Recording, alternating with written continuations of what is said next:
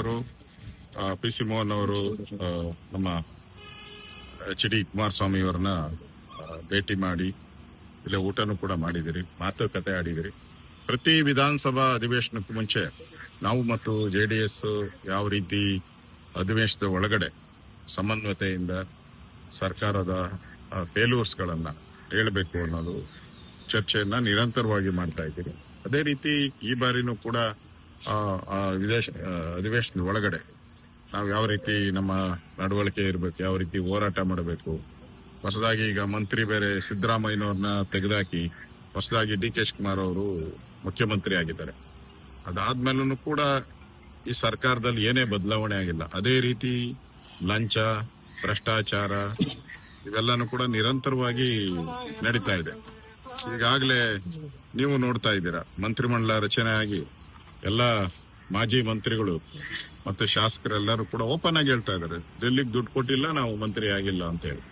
ಈ ಎಲ್ಲ ಬೆಳವಣಿಗೆ ಮಧ್ಯೆ ನಾವು ವಿಧಾನಸಭಾ ಅಧಿವೇಶನದಲ್ಲಿ ಯಾವ ರೀತಿ ಕಾಂಗ್ರೆಸ್ಗೆ ಮುಖಭಂಗ ಮಾಡಬೇಕು ಅನ್ನೋ ದೃಷ್ಟಿಯಲ್ಲಿ ನಾನು ಕುಮಾರಸ್ವಾಮಿ ಅವರ ಹತ್ರ ಚರ್ಚೆ ಮಾಡಿದೆ. ಅದೇ ರೀತಿ ಬಿಡದಿ ಹೋರಾಟದ ಬಗ್ಗೆನೂ ಅಷ್ಟೇ. ಬಿಡದಿ ಏನು ಲ್ಯಾಂಡ್ ಸ್ಕ್ಯಾಮ್ ಇದೆ ದೊಡ್ಡ, ಅದರಲ್ಲೂ ಕೂಡ ರಿಯಲ್ ಎಸ್ಟೇಟ್ ಬಿಡದಿ ಟೌನ್ಶಿಪ್ ಅನ್ನ ರಿಯಲ್ ಎಸ್ಟೇಟ್ ಮಾಡಕ್ಕೆ ಕಾಂಗ್ರೆಸ್ ಅವರು DK ಶಿವಕುಮಾರ್ ಅವರು ಹೊರಟಿದ್ದಾರೆ. ಈಗಾಗಲೇ ಅದಕ್ಕೆ ನಾನು ಕೂಡ ಹೋರಾಟ ಮಾಡಿದ್ದೀನಿ, 3-4 ಸರಿ ಹೋಗಿದ್ದೀರಿ. JDS ಅವರು ಕೂಡ ಅದ್ರ ಹೋರಾಟ ಮಾಡ್ತಾ ಇದ್ದಾರೆ. ವಿಧಾನಸಭೆಯಲ್ಲೂ ಕೂಡ ಅದನ್ನ ಚರ್ಚೆಗೆ ನಾವು ತಗೊಂತಾ ಇದ್ದೀರಿ. ಈ ಹೊರಗಡೆ ವಿಧಾನಸಭೆ ಹೊರಗಡೆ ಈಗಾಗಲೇ ಹೋರಾಟಗಳು ನಡೀತಾ ಇದೆ. ಎರಡೂ ಪಾರ್ಟಿ, ನಾವು BJP ಮತ್ತು JDS ಎರಡೂ ಕೂಡ ಪಾದಯಾತ್ರೆಗಳನ್ನ ಘೋಷಣೆ ಮಾಡಿದೆ. ಆದ್ರೆ ನಮ್ಮ ಈ ಸರ್ಕಾರವನ್ನ, ಕಾಂಗ್ರೆಸ್ ಸರ್ಕಾರವನ್ನು ಎದುರಿಸೋ ದೃಷ್ಟಿಯಿಂದ ನಾವು ಯಾವ ರೀತಿ ಹೋರಾಟ ಮಾಡಿದ್ರೆ ಒಳ್ಳೇದಾಗುತ್ತೆ ಅನ್ನೋ ದೃಷ್ಟಿಯಿಂದ ನಾನು ಅವ್ರ ಜೊತೆ ಚರ್ಚೆ ಮಾಡಿದ್ದೀನಿ. ಅದಕ್ಕೆ ನಾನು ಶನಿವಾರ ಕುಮಾರಸ್ವಾಮಿ ಅವರು ಬೆಂಗಳೂರಿಗೆ ಬರ್ತಾ ಇದ್ದಾರೆ.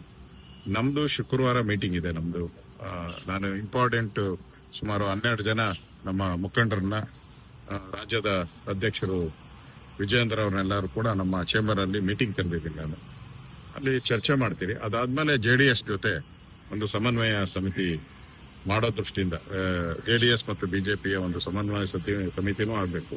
ಅದೇ ರೀತಿ ಹೊರಗಡೆ ರಾಜ್ಯದಲ್ಲಿ ಯಾವ ರೀತಿ ಹೋರಾಟ, ಬಿಡದಿ ಹೋರಾಟವನ್ನ ಒಟ್ಟಿಗೆ ಮಾಡಬೇಕಾ ಹೇಗೆ ಅನ್ನೋದ್ರ ಬಗ್ಗೆನೂ ಶನಿವಾರ ನಾವು ಕುಮಾರಸ್ವಾಮಿ ಅವರು ಕೂತು ಚರ್ಚೆ ಮಾಡಿ ಒಂದು ಘೋಷಣೆಯನ್ನ ಮಾಡ್ತೀರಿ. ಅದಾದ್ಮೇಲೆ ನಮ್ಮ ಹೋರಾಟ ಇನ್ನೂ ಪ್ರಖರವಾಗಿ ಆಗೋ ರೀತಿ ಕೆಲಸ ಮಾಡ್ತೇವೆ. ಸರ್, ಬಿಡದಿ ಟೌನ್ ಮೀಟಿಂಗ್ಸ್ ಎಲ್ಲ ಆಗಿದೆ, ಎರಡೂ ಪಾರ್ಟಿಯಿಂದ ಮೀಟಿಂಗ್ಸ್ ಆಗಿದೆ, NDA ಇಂದ.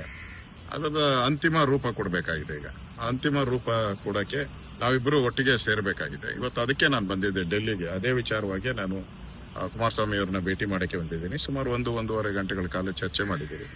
ಸೊ ಶನಿವಾರ ಅವರ ಕೆಲವು ನಾಯಕರು ಬರ್ತಾರೆ. ನಮ್ಮ ಕಡೆಯಿಂದನೂ ಒಂದು 4-5 ಜನ ಒಟ್ಟಿಗೆ ಸೇರಿ ಬಿಡದಿ ಹೋರಾಟವನ್ನ ಜಂಟಿಯಾಗಿ ಮಾಡಬೇಕಾ, ಹೇಗೆ ಮಾಡಬೇಕು ಅನ್ನೋದ್ರ ಬಗ್ಗೆ ಅವತ್ತು ಘೋಷಣೆಯನ್ನ ಮಾಡ್ತೀವಿ. ಅಂದ್ರೆ ವಿಧಾನಸೌಧ ಸೆಷನ್ ನಡೆಯುವಂತ ಸಂದರ್ಭದಲ್ಲ ಅಥವಾ ಹೊರಗಡೆ ಈ ಪಾದಯಾತ್ರೆ ರೀತಿಯಲ್ಲಿ JDS ಈಗಾಗಲೇ ಘೋಷಣೆ ಮಾಡಿತ್ತಲ್ಲ, ಆ ರೀತಿ ಎಲ್ಲ ವಿಧಾನಸಭೆ ಒಳಗಡೆ ಏನು ಪ್ರಾಬ್ಲಮ್ ಇಲ್ಲ. ಈಗಾಗಲೇ ಎಲ್ಲಾ ಸಂದರ್ಭದಲ್ಲೂ JDS BJP ಒಟ್ಟೊಟ್ಟಿಗೆ ಹೋರಾಟ ಮಾಡ್ತಾ ಇದ್ದೀರಿ. ವಿಧಾನಸಭೆ ಹೊರಗಡೆ ನಾನು ಹೇಳ್ತಾ ಇರೋದು ಪಾದಯಾತ್ರೆ. ರಿಗಾರ್ಡಿಂಗ್ ಪಾದಯಾತ್ರೆಗೆ ಸಂಬಂಧಪಟ್ಟಂತೆ ಶನಿವಾರ ಕುಮಾರಸ್ವಾಮಿ ಅವರು ಬೆಂಗಳೂರಿಗೆ ಬರ್ತಾ ಇದ್ದಾರೆ. ಆ ಸಂದರ್ಭದಲ್ಲಿ ನಾವು ನಮ್ಮ ಕಡೆಯಿಂದ ಒಂದು 3-4 ಜನ, ಅವ್ರ ಕಡೆಯಿಂದ 3-4 ಜನ ಸೇರಿ ನಾವು ಈ ಹೋರಾಟ ಹೇಗೆ ಮಾಡಬೇಕು ಅನ್ನೋದು ಅಂತಿಮ ರೂಪರೇಖೆಗಳನ್ನ ಕೊಡ್ತೀವಿ ನಾವು. ಸರ್, ಒಂದ್ ಕಡೆ ಕಾಂಗ್ರೆಸ್ ಸರ್ಕಾರ ಬಿಡದಿ ಟೌನ್ಶಿಪ್ ವಿಚಾರವಾಗಿ ಎಲ್ಲಾ ಬೇಕಾದಂತ ಕ್ರಮಗಳನ್ನ ಕೈಗೊಂಡಿದೆ. ನೀವಿನ್ನು ಹೋರಾಟದ ಹಂತದಲ್ಲೇ ಇದ್ರೆ ಹೇಗೆ ಅಂತೇಳಿ? ಯಾವುದೇ ಕಾರಣಕ್ಕೂ ಬಿಡದಿಯ ಒಂದು ಟೌನ್ಶಿಪ್ ಆಗಕ್ಕೆ ಬಿಡಲ್ಲ, ಯಾವುದೇ ಕಾರಣಕ್ಕೂ ಬಿಡಲ್ಲ. ವಿಧಾನಸಭೆ ಅಧಿವೇಶನದಲ್ಲಿ ಅದನ್ನ ನಾವು ದೊಡ್ಡ ಪ್ರತಿಭಟನೆ ಮಾಡ್ತೀವಿ. ಮಾಡಿಲ್ಲ ಅಂದ್ರೆ ಅಧಿವೇಶನ ನಡೆಯೋದೇ ಕಷ್ಟ ಆಗ್ತೈತೆ. ಆ ಪರಿಸ್ಥಿತಿ ನಿರ್ಮಾಣ ಆಗ್ತೈತೆ. ಅದಾಗದ್ ಬೇಡ. ರೈತರನ್ನ ಒಕ್ಕಲೆಬ್ಬಿಸುವಂತ, ಹಳ್ಳಿಗಳನ್ನ ಒಕ್ಕಲೆಬ್ಬಿಸುವಂತ ಕೆಲಸವನ್ನ ಮಾಡಕ್ಕೆ ಯಾವುದೇ ಕಾರಣಕ್ಕೂ ಬಿಡಲ್ಲ, ಎನಿ ಕಾಸ್ಟ್ ಬಿಡಲ್ಲ. ಸರ್, ಈ ಹೈಕಮಾಂಡ್ಗೆ ದುಡ್ಡು ಕೊಡೋದು ಅದು ಇದು ಅಂತ ಹೇಳಿದ್ರಿ. ಇನ್ನೂ ಭ್ರಷ್ಟಾಚಾರ ನಡೀತಿದೆ ಅಂತ ಹೇಳಿ ಸಚಿವರಾಗಿ 1-2 ದಿನ ಆಗಿದೆ ಅಷ್ಟೇ ಪ್ರಮಾಣ ವಚನ ಸ್ವೀಕಾರ ಮಾಡಿ. ಅಷ್ಟು ಬೇಗ ಇಷ್ಟು ದೊಡ್ಡ ಆರೋಪಗಳ? ಭ್ರಷ್ಟಾಚಾರದ ಸಂಪುಟ ಇದು, ಭ್ರಷ್ಟಾಚಾರಿಗಳ ಸಂಪುಟ, ಪೇಮೆಂಟ್ ಸೀಟ್ಗಳ ಸಂಪುಟ ಇದು. ನಾನು ಹೇಳಿದ್ದೀನಿ ಇದನ್ನ, ಪೇಮೆಂಟ್ ಸೀಟ್ಗಳ ಸಂಪುಟ. ಈಗ ನಿನ್ನೆ ಮಾಜಿ ಅಬ್ಕಾರಿ ಮಂತ್ರಿಗಳು ಓಪನ್ ಆಗಿ ವಿಡಿಯೋ ಎಲ್ಲ ಬಂದಿದೆ, ಎಲ್ಲ ಕಡೆ ವಿಡಿಯೋ ವೈರಲ್ ಆಗಿದೆ ಎಲ್ಲ. ಅವರೇ ಹೇಳಿದ್ದಾರೆ, ಕೇಂದ್ರ ಕಾಂಗ್ರೆಸ್ ನಾಯಕರಿಗೆ ದುಡ್ಡು ಕೊಟ್ಟವ್ರು ಯಾರ್ಯಾರು ದುಡ್ಡು ಕೊಟ್ಟಿದಾರೋ ಅವ್ರು ಮಂತ್ರಿ ಆಗಿದ್ದಾರೆ, ನಾವು ದುಡ್ಡು ಕೊಟ್ಟಿಲ್ಲ, ನಾವು ಮಂತ್ರಿ ಆಗಿಲ್ಲ, ಓಪನ್ ಆಗಿ ಹೇಳಿದ್ದಾರೆ. ಡಾಕ್ಟರ್ ಸುಧಾಕರ್ ಹಿಂದೆ ಮಂತ್ರಿ ಆಗಿದ್ದರು, ಎಜುಕೇಶನ್ ಮಿನಿಸ್ಟರ್ ಆಗಿದ್ರು, ಹೈಯರ್ ಎಜುಕೇಶನ್, ಎಂ.ಸಿ. ಸುಧಾಕರ್ ಅವರು ಹೇಳಿದ್ದಾರೆ, ಯಾರ್ಯಾರು ಹಣ ಕೊಟ್ಟಿದ್ದಾರೋ ಅವ್ರು ಆಗಿದ್ದಾರೆ. ನಮ್ಮ ಸಿದ್ದರಾಮಯ್ಯನ ಗ್ರೂಪ್ ಎಲ್ಲ ಸರ್ವನಾಶ ಮಾಡ್ಬಿಟ್ಟಿದ್ದಾರೆ. ಸಿದ್ದರಾಮಯ್ಯನವ್ರ ಜೊತೆ ಯಾರ್ಯಾರಿದ್ರು ಅವ್ರಿಗೆಲ್ಲರೂ ಕೂಡ ನಾಮ ಹಾಕಿದ್ದಾರೆ ಅಂತ ಅವರು ಹೇಳಿದ್ದಾರೆ. ಮತ್ತೆ ಪ್ರತಿಯೊಬ್ಬರು ಪ್ರೊಟೆಸ್ಟ್, ಈಗ ಲೇಔಟ್ ಕೃಷ್ಣಪ್ಪ ಅವರು ನೋಡಿದ್ದೀರಾ, ಸಿಎಂ ಪೋಸ್ಟ್ಗಳಿಗೆ ಎಲ್ಲ ಕೈಯಿಂದ ಏನೇನೋ ತಗೊಂಡು ಹೊಡಿತಾ ಇದ್ದಾರೆ. ಅದೆಲ್ಲ ಬರ್ತಾ ಇದೆಯಲ್ಲ. ಇಡೀ ಚಿಕ್ಕಬಳ್ಳಾಪುರ 3 ತಾಲೂಕುಗಳು ಬಂದ್ ಆಗಿದೆ. ಫುಲ್ ಅಂಗಡಿ ಮುಗ್ಗಟ್ಟು, ಬಸ್ಗಳು, KSRTC ಎಲ್ಲ ಬಂದ್ ಆಗಿದೆ. ಅಂದ್ರೆ ಇಡೀ ರಾಜ್ಯದಲ್ಲಿ ಎಲ್ಲಾ ಕಡೆ, ಉತ್ತರ ಕರ್ನಾಟಕ ಇರ್ಬೋದು, ಹಳೆ ಮೈಸೂರು, ಎಲ್ಲಾ ಕಡೆನೂ ಕೂಡ ಕಾಂಗ್ರೆಸ್ ಪಾರ್ಟಿಯವರು ಮುಖ್ಯಮಂತ್ರಿ ಫೋಟೋ ಇಟ್ಬಿಟ್ಟು ಚಿಮಾರಿ ಆಗ್ತಾ ಇದ್ದಾರೆ ಎಲ್ಲಾ ಕಡೆ. ಅಂದ್ರೆ ಕಾಂಗ್ರೆಸ್ ಕಾರ್ಯಕರ್ತರಿಗೂ ಅನ್ಸ್ಬಿಟ್ಟಿದೆ ಈ ಮಂತ್ರಿಗಳಾಗಿರೋರೆಲ್ಲ ಪೇಮೆಂಟ್ ಮಂತ್ರಿಗಳು ಅಂತ. ಇದನ್ನ ನಾನು ಹೇಳ್ತಾ ಇಲ್ಲ, ಕಾಂಗ್ರೆಸ್ ಪಾರ್ಟಿಯವರು ಹೇಳ್ತಾ ಇದ್ದಾರೆ, ಕಾಂಗ್ರೆಸ್ ಪಾರ್ಟಿಯ MLAಗಳು ಹೇಳ್ತಾ ಇದ್ದಾರೆ. ದುಡ್ಡು ಕೊಡದೇ ಇರೋರಿಗೆ ಮಂತ್ರಿಗಳು ಸಿಕ್ಕಿಲ್ಲ ಅಂತ ನಂಗಾದ್ರೆ 100% ದುಡ್ಡು, ಅದ್ರ ಮೇಲೆ ರೇಟ್ ಎಷ್ಟಿದೆ ಅದು ವ್ಯಾಲ್ಯೂ ಕಟ್ಟಿ ಮಂತ್ರಿಯನ್ನ ಫಿಕ್ಸ್ ಮಾಡಿದ್ದಾರೆ. ಇದನ್ನೆಲ್ಲರೂ ಹೇಳ್ತಾ ಇದಾರಲ್ಲ. ಯಾರೇ ಕಾಂಗ್ರೆಸ್ MLAಗಳನ್ನ ಕೇಳಿ ಅವರೆಲ್ಲ ಹೇಳ್ತಾ ಇದ್ದಾರೆ, ಕಾರ್ಯಕರ್ತರು ಹೇಳ್ತಾ ಇದ್ದಾರೆ.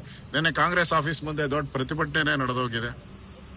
ಅದರಿಂದ ಇಲ್ಲಿ ಮುಚ್ಚುಮರೆ ಪ್ರಶ್ನೆನೇ ಇಲ್ಲ. ಇದು ದುಡ್ಡು ಕೊಟ್ಟು ಮಂತ್ರಿಗಳಾಗಿರುವಂತದ್ದು ಜಗಜ್ಜಾಹಿರಾತ. ಇದರಲ್ಲಿ ಇಡೀ ಕಾಂಗ್ರೆಸ್ ನಿಷ್ಠಾವಂತ ಕಾರ್ಯಕರ್ತರು ಯಾರಿದ್ರು ಅವರೆಲ್ಲರೂ ಕೂಡ ಬೀದಿಗಿಳಿದು ಹೋರಾಟ ಮಾಡ್ತಾ ಇರೋದೇ ಸಾಕ್ಷಿ.